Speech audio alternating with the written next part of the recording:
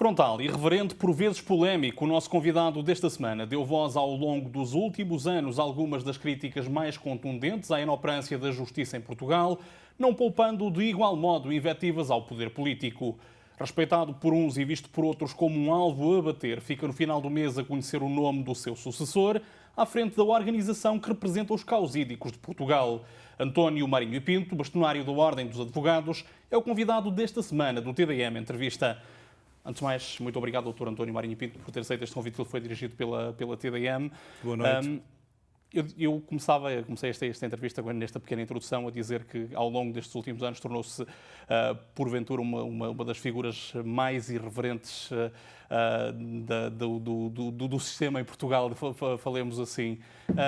Sentiu a necessidade, esta irreverência é algo que sentiu a necessidade de colocar ao serviço dos portugueses? Olha, ou sempre fez parte da sua natureza? Eu sempre fui uma pessoa, de alguma forma, irreverente, no sentido de não andar com a cabeça atada à cintura perante poderes, perante instituições. Sempre andei de cabeça erguida, sempre disse o que pensava. Ou melhor, nunca disse tudo o que pensava, mas disse sempre tudo o que disse pensava, ou nunca disse coisas de circunstância. E tornei-me, de alguma forma, muito notado, não pela maneira de ser minha, mas pelo um certo atavismo que existe em Portugal. A sociedade portuguesa, em muitos aspectos, é uma sociedade atávica, é uma sociedade que não convive bem com a verdade, que não convive bem com a transparência, que não convive bem, até diria, quase com a honestidade de propósitos. Tudo é, muitas vezes, embrulhado em coisas, em papel, em discursos retóricos, laudatórios, que escondem a essência das coisas. E o país reagiu de forma diversa. Há um setor minoritário que se sente muito incomodado com as coisas que eu dizia. Não é o estilo com que eu dizia as coisas, não é a forma irreverente com que eu dizia as coisas, eram as coisas, o conteúdo das coisas que eu dizia, que essa minoria não gostava que se soubesse em público. Nós, quando dizemos uma coisa em público, cria-se uma situação irreversível. Ou seja, ninguém mais pode continuar a fingir que não conhece essa coisa que é revelada publicamente. E pior ainda, os poderes, sejam eles quais forem, não mais vão poder continuar a fingir que não sabem, que nós sabemos que eles sabem. E, portanto, ao dizer certas coisas em público, das duas uma, ou é mentira ou é verdade. Se é mentira, prendam a pessoa que o disse. Se é verdade, corrijam-na. Discutamos isso com a abertura. Não foi preso, mas algumas das suas intervenções, sim, é evidente, valeram-lhe puxões de orelhas, mesmo da própria Ordem dos Advogados, que colecionou ao longo destes anos 10 processos internos. Não vou 10 processos disciplinares. Eu nunca tive nenhum processo disciplinar como advogado. Sempre cumpri a deontologia da profissão. Sempre respeitei as regras porque se rege a minha profissão. Fui eleito bastonário. Os meus adversários, aqueles que eu derrotei para o cargo a que me candidatei, mas que ganharam porque eu não apresentei lista para os órgãos disciplinares, passaram a utilizar o poder disciplinar da Ordem como retaliação, como forma de perseguição política a um adversário. Foi uma prática que infelizmente continuou até ao fim do meu mandato, com aquilo que se tem vindo a ver com a perseguição disciplinar a mim e a membros da minha direção, da democracia interna, da Ordem dos Advogados, com Assembleias Gerais selvagens. Faziam lembrar aquelas Assembleias Gerais a seguir ao 25 de Abril, em que tudo era posto em causa. A tudo resisti, e fui a jogo enfrentá-los e ganhei-lhes na segunda edição, com muitos mais votos do que tinha tido na primeira. Mas a par dessa minoria que foi derrotada democraticamente, há uma maioria de advogados, e digo-lhe, uma maioria da sociedade portuguesa que se identifica com as minhas posições e que se identificou com o meu discurso público. Não tudo dentro dos tribunais portugueses está organizado mais em benefício das comodidades e dos privilégios de quem lá trabalha, nomeadamente dos magistrados, do que em benefício dos direitos e das necessidades dos cidadãos que têm que ir a tribunal. Os tribunais, tal como os hospitais, foram construídos para os cidadãos. Não foram construídos para as majestades que lá se instalaram. Os magistrados funcionam como majestades e não são. Eles prestam um serviço público. Eles são agentes do Estado, investidos em determinadas funções, em determinados poderes, que se inserem numa ideia mais global de serviço público, de pacificar a sociedade, resolvendo com justiça os litígios, os conflitos entre os cidadãos, para que os cidadãos não os resolvam entre si de forma que nós sabemos como, através da justiça pelas próprias mãos, que é uma forma de barbárie. Este risco existe em Portugal, da justiça pelas próprias mãos? É Existe. algo, a morosidade dos processos, o facto... Não é a morosidade dos processos, é a política de desjudicialização que tem vindo a ser implementada, sobretudo por este Governo, sobretudo por esta Ministra da Justiça. Quando se encerram dezenas e dezenas de tribunais, que sinal é que se está a dar às populações dessas localidades, desses concelhos? Está-se-lhes a dizer, de forma indireta, mas óbvia, resolvam vocês mesmos, façam justiça pelas próprias mãos, ou então andem 150 quilómetros.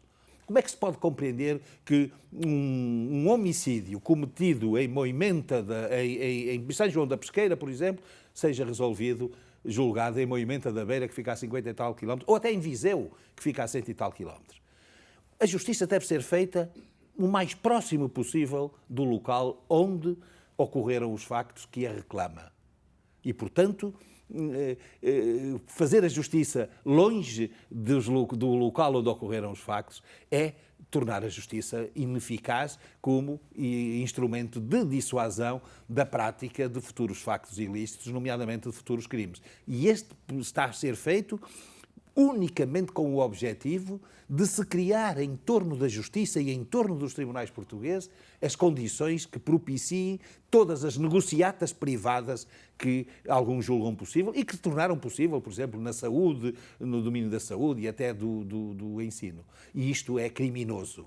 Isto é criminoso e a história vai julgar severamente essas pessoas. A Constituição define de uma forma muito clara a separação de poderes, mas ao longo destes 6 anos foi dizendo, por exemplo, em relação ao processo Casa Pia, que o processo Casa Pia serviu para decapitar o PS, em relação... Sim, nasceu com esse objetivo. Críticas duras em relação ao funcionamento da justiça. Eu digo-lhe... A separação de poderes existe efetivamente ou é um pró-forma constitucional? Existe, e eu tenho que o reconhecer, existe, mas de forma unilateral. Eu nunca vi nenhum deputado, nenhum membro do governo, nem nenhum presidente da República, seja de que partido for, a criticar uma decisão do Poder Judicial.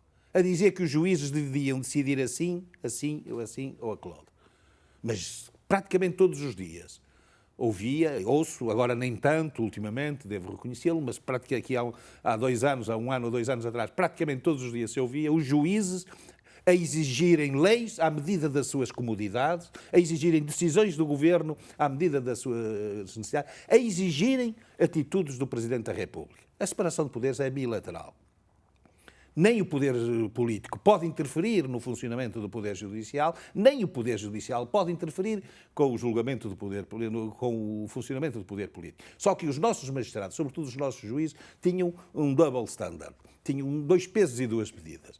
Quando se tratava de exercer os seus poderes, de nós somos todos independentes, respeita-se a separação de poderes. Quando as medidas eles intervinham como se fossem cidadãos, despiam a beca e atuavam como cidadãos. Não pode haver esse double standard. Mas relativamente ao caso do Casa Pia, deixe-me dizer-lhe, digo e reafirmo, o processo só nasceu com o objetivo de decapitar o PS, de atacar o Partido Socialista, envolvendo a sua liderança, nomeadamente, e nomes destacados do Estado português. Porque os factos que deram origem ao processo já eram conhecidos há décadas em Portugal. Toda a gente sabia daqueles abusos. Houve, inclusivamente, dentro da Casa Pia, pessoas que o denunciaram e foram punidos disciplinarmente por pessoas que na altura tinham responsabilidades governamentais e que calaram as vozes que denunciavam esses factos. Aquilo só adquiriu a dimensão de um processo judicial quando conveio politicamente a certas entidades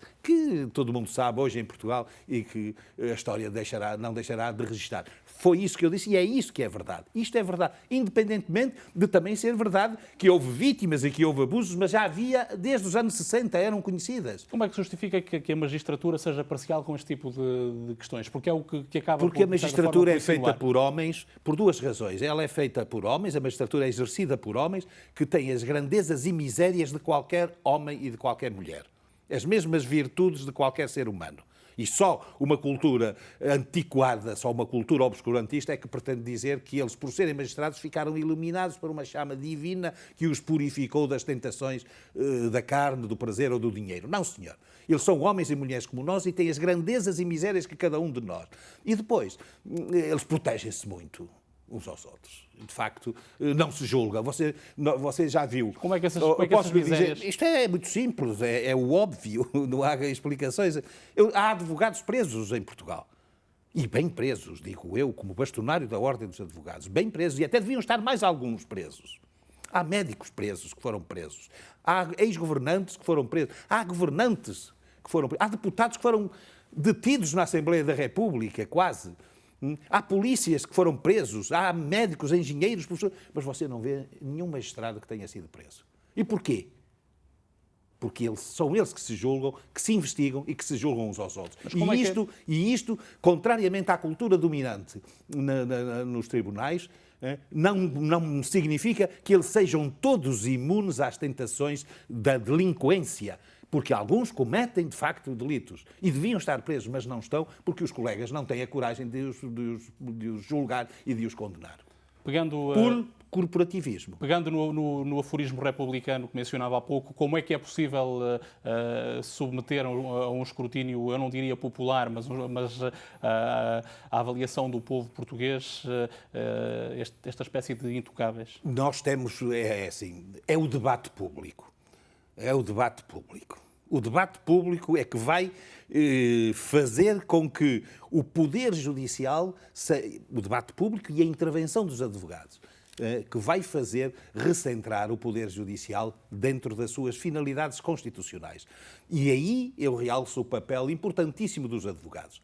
Eu sou muito crítico em relação às magistraturas, mas reconheço e digo aqui publicamente que, por exemplo, em matéria de corrupção, os nossos tribunais estão quase imunes. Houve 2 ou 3 casos, se quiser, nas últimas décadas, que foram conhecidos e que só são preocupantes, não pelo número em si, porque é insignificante, mas pela forma como foram abafados pelo corporativismo do Poder Judicial. Nós temos um Poder Judicial que não existe corrupção, pode-se dizer, nos nossos tribunais. E sabe porquê? Não é porque os magistrados sejam feitos de carne diferente da dos políticos, onde infelizmente há muita corrupção, ou dos outros funcionários do Estado, onde também há. Não. É porque há um permanente escrutínio, eles estão sujeitos a um permanente escrutínio dos advogados. Se algum juiz toma alguma decisão ou dá algum sinal de que estaria... imediatamente, há um advogado imediatamente que o denuncia e que o corrige e que intervém corrigindo. Aliás, os casos mais flagrantes de corrupção na magistratura em Portugal, um dos casos, ou 2, foram denunciados justamente por advogados. E este papel dos advogados é importantíssimo para que a justiça seja administrada dentro dos fins constitucionais que lhes estão cometidos. E é por isso que muita gente, nos tribunais portugueses, e no poder político, detesta os advogados, persegue os advogados, desvaloriza o papel dos advogados e tenta mesmo desqualificar a sua ação nos tribunais. Ninguém mais do que os advogados defende a independência dos juízes. É a parcialidade dos advogados, na defesa das causas que cada um defende, que garante a imparcialidade do juiz. É a primeira garantia da imparcialidade do juiz. Nenhum advogado exercerá plenamente a sua atividade se não for perante um juiz que seja livre e independente. Que sentido faria eu estar a alegar, a tentar convencer um juiz que não é livre de decidir, que não é independente enquanto magistrado? Não faria sentido nenhum, seria um exercício de pura farsa judicial. Eu quero juízes livres, porque só juízes livres podem ser convencidos da justeza dos meus pontos de vista ou das do meu colega. Um dos primeiros alertas que lançou quando se tornou, em 2008, o bastonário da Ordem dos Advogados, referia-se à existência de corrupção ao mais alto nível em Portugal. Porquê é que não vemos políticos portugueses a serem julgados com frequência? Olha, e porquê é que vemos um comportamento diferente da magistratura em relação, por exemplo, aos políticos angolanos? Dizia em declarações feitas cá em Macau que Portugal humilhou um magistrado... E foi e impunemente. Aquilo que fizeram ao Procurador-Geral da República de Angola é um ato de selvageria. É uma humilhação pública, é abrir um processo, mandar notícias para os jornais, permitir que os jornais publiquem notícias, lancem as suspeitas mais infames sobre esse magistrado, sem que ninguém apareça a corrigir.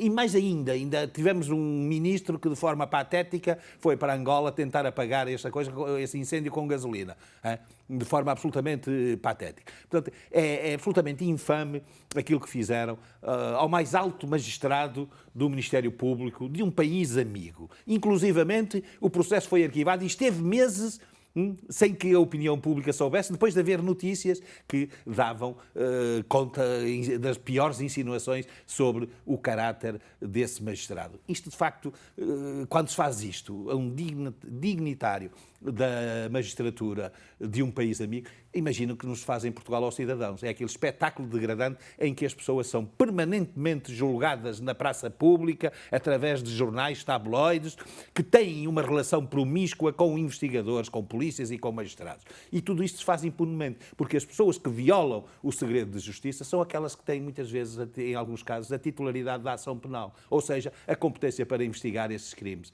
E isto é de facto, desastroso. O Ministério Público, como é que o Ministério Público poderia ter lidado com esta situação? Se é que poderia ter lidado de uma forma diferente? Olha, não abrindo nenhum processo, porque não havia matéria para abrir processo. Nem mesmo com suspeitas levantadas também do outro lado do Atlântico, no Brasil? Em Angola há uma luta interna muito grande e que nem sempre é feita de forma leal entre as pessoas. E, portanto, muitas vezes tentam-se utilizar países terceiros para fazer isto que aconteceu. Lançar um manto de suspeições infames sobre as pessoas, para ter resultados políticos internos. Portugal tem um preconceito quase neocolonialista em relação às suas antigas colónias. Há setores da sociedade portuguesa que ainda não convivem bem com a realidade pós-independência desses países. Qualquer investidor estrangeiro investe, transfere dinheiro para Portugal e investe em Portugal calmamente. Mas se for um angolano, é corrupto logo. Isto é um preconceito puramente neocolonial. Isto é absoluta. E é de pessoas que nunca aceitaram bem o desfecho da guerra civil terrível que Angola viveu, nem que aceitaram bem a própria independência de Angola. E, portanto, estes episódios não são acasos que podem acontecer a qualquer... Isto obedece, digamos que, à estratégia quase de um setor da sociedade que, obviamente, tem alongamentos nas instituições públicas, nomeadamente do Estado, para denegrir sempre os países, antigas colónias portuguesas, nomeadamente aqueles que mais progressos têm feito em matéria de desenvolvimento económico e até de democratização. Há muita gente que nunca engoliu a circunstância de o MPLA ter vencido aquela guerra terrível interna, de o MPLA ter proclamado a independência de Angola, de o MPLA liderar hoje Angola por escolha popular. Por escolha do povo angolano através de eleições declaradas justas e livres pela comunidade internacional. E de uma forma maioritária, esmagadoramente maioritária. E, portanto, isto são, infelizmente, setores minoritários, mas que têm em certa imprensa uma expressão enorme e mentirosa, como se vê. Aquilo que andaram a fazer ao Procurador-Geral de Angola, em Portugal, é uma infâmia inqualificável. Com Macau, as relações com Portugal vão se mantendo mais ou menos transparentes. O mesmo acontece com as relações entre a Ordem dos Advogados e a Associação de Advogados de Macau. Nós temos boas relações com a Associação dos Advogados de Macau. Ainda que tenha sido suspenso o protocolo, o Dr. Marinho Pinto já lamentou que isto tenha acontecido. Discutiu com o Jorge Neto Valente a possibilidade de ser... Sim, temos falado muito. Nós temos excelentes relações, quer pessoais, quer profissionais, quer institucionais. O Dr. Jorge Neto Valente é uma pessoa extraordinária, é um homem de convicções profundamente democráticas. Ele sabe ouvir e sabe falar e toma as decisões, obviamente, que julga mais adequadas aos interesses daqueles que representa, como é o mesmo que eu faço em Portugal. A última coisa que eu haveria de dizer em Macau ou em Portugal ou em qualquer outro sítio era dizer como é que a Associação dos Advogados de Macau deveria agir ou não agir. Mas não discutiram a reativação do protocolo? Não discutimos. Então ele foi declarado há pouco tempo, não temos que discutir. Eu não concordo com essa decisão, eu preferia ao contrário, mas a Associação dos Advogados de Macau é soberana, como a Ordem dos Advogados é soberana para regular o exercício e o acesso à profissão em Portugal. Aqui a Associação dos Advogados de Macau também é. Aliás, devo-lhe dizer que a situação pior, se quiser, nem é com Macau, é com outros países africanos, em que praticamente é impossível haver advogados portugueses trabalhar lá.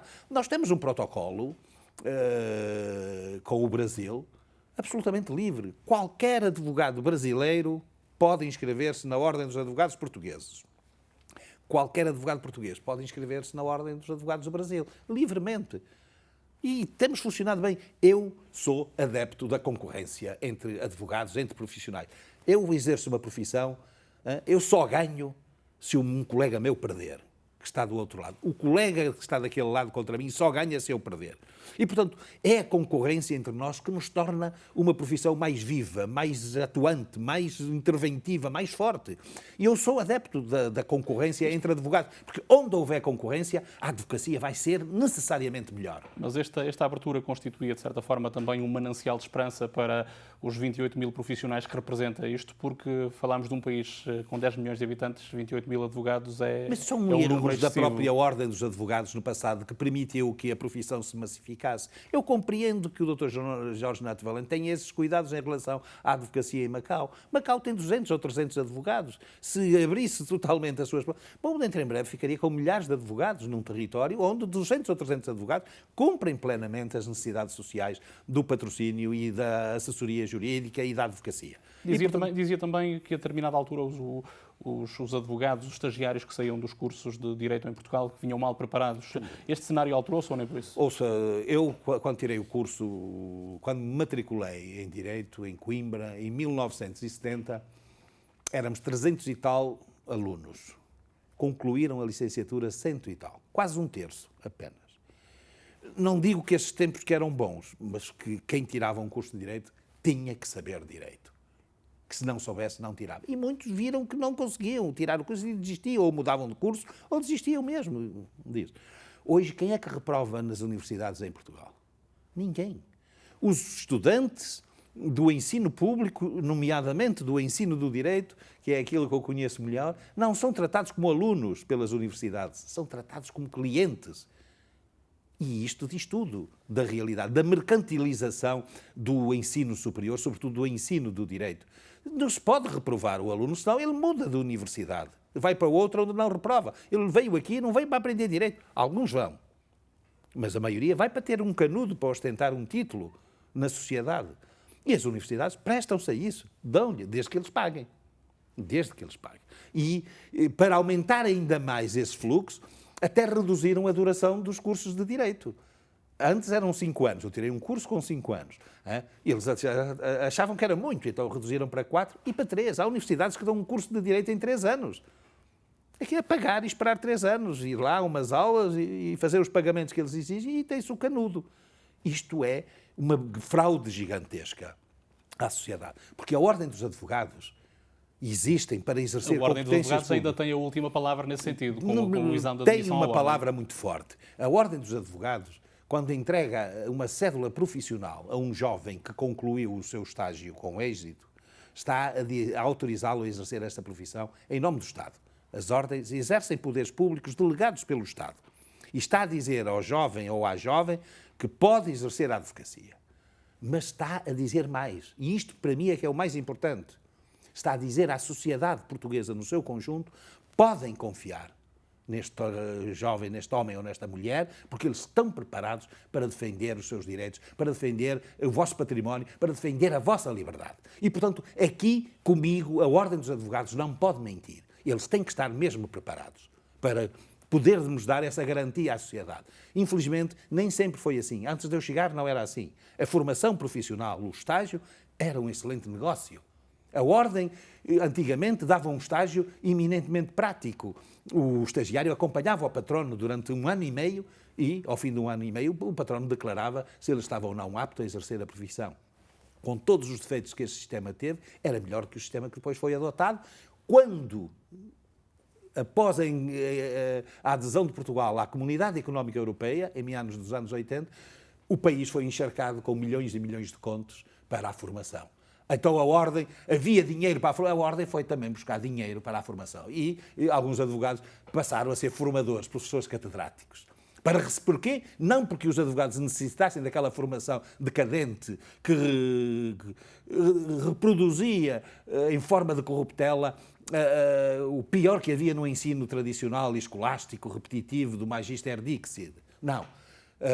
Eles fizeram isso, impuseram isso para receber a parte dos fundos comunitários. E quando acabou o dinheiro comunitário, estavam instalados, o vício estava criado, foi só ir ao bolso dos estagiários, obrigá-los a pagar, o que nunca tinha acontecido na Ordem dos Advogados, obrigá-los a pagar 1.000 e tal euros pelo estágio. E veja, entravam 3 a 4 mil estudantes por ano, 3 ou 4 mil licenciados para estágio, veja o negócio que isso não representava para a Ordem dos Advogados, veja os vícios que isso não criou dentro da Ordem dos Advogados, e por aqui pode compreender parcialmente a violência das reações que surgiram contra mim quando eu quis moralizar esta situação e disse claramente: a formação não pode ser um negócio para a Ordem, a formação tem que se destinar a formar verdadeiramente advogados. Muito rapidamente, colocava-lhe uma última questão. A 29 de novembro fica a conhecer o nome do seu sucessor à frente da Ordem dos Advogados. O que é que se segue? O futuro poderá passar por uma intervenção política mais arraigada, agora que é um rosto conhecido? Eu vou-lhe dizer o que tenho dito a todos os que me fazem essa pergunta. Eu vou dormir 2 ou 3 meses e depois, consoante acordar, decidirei. Agradeço uma vez mais, doutor Marinho Pinto, pelo facto de ter aceito este desafio que lhe foi colocado pela TDM. Quanto a si que nos acompanhou a partir de casa, o nosso muito obrigado pela sua preferência. O TDM Entrevista regressa como habitualmente na próxima semana com um novo tema e um novo convidado.